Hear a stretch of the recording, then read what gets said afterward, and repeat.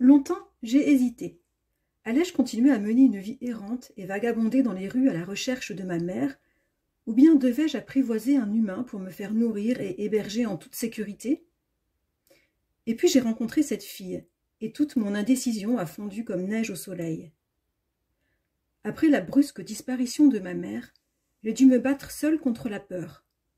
Le manque de nourriture, je pouvais à peu près le supporter, car même au temps où je vivais avec ma mère, je mangeais rarement à ma faim. Je ne suis pas comme ces clébards hirsutes et goinfres qui lèchent servilement les bottes de leur maître.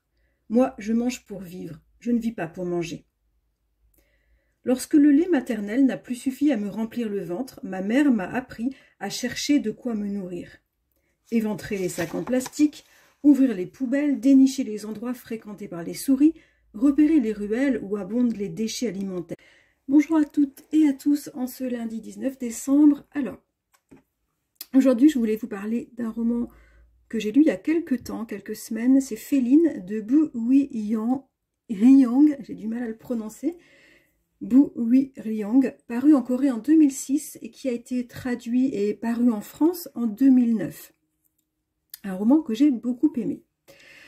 Alors, comme on le voit au début avec ce que je vous ai lu, le narrateur est un chat. C'est un jeune chat qui erre dans les rues de Séoul. Il doit désormais se débrouiller seul car sa mère s'est volatilisée.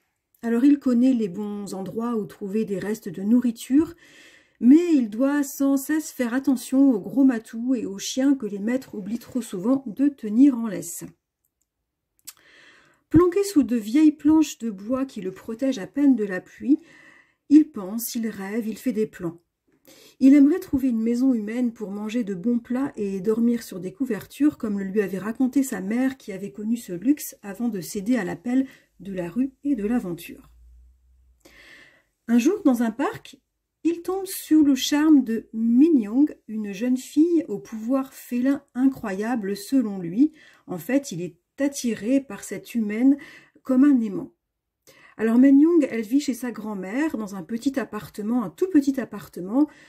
Sa grand-mère, son boulot, c'est de cuisiner des kimbap, ce sont des rouleaux de riz, des rouleaux de riz et de légumes enveloppés dans une algue, et sa grand-mère les vend dans la rue.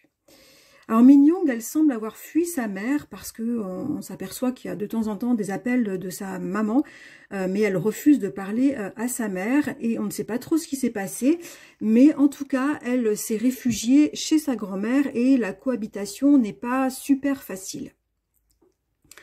Alors Min-young va s'attacher à ce petit chat qu'elle va nommer Miné, et elle décide de l'embarquer avec elle. Mais sa grand-mère déteste les chats, elle trouve que Min-young en ramène un peu trop souvent à l'appartement et elle dit qu'elles n'ont pas les moyens de le nourrir.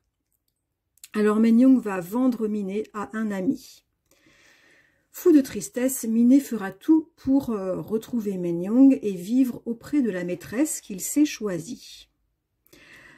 Alors, il y a un très fort lien d'amitié qui, au fur et à mesure du roman, va se nouer entre Miné et Min-young.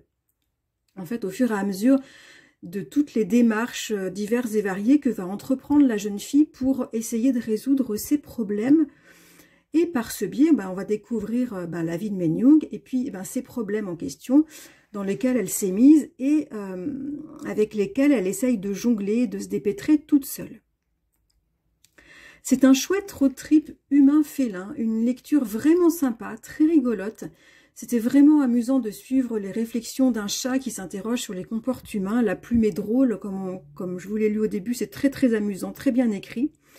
Mais c'est aussi, c'est pas seulement un texte rigolo, c'est aussi un texte assez sérieux, plutôt approfondi dans ces personnages qui nous sont présentés et aussi dans les situations dont il est question. C'est vraiment une belle plongée dans la jeunesse de la Corée du Sud contemporaine et également dans les liens familiaux en vigueur dans ce pays.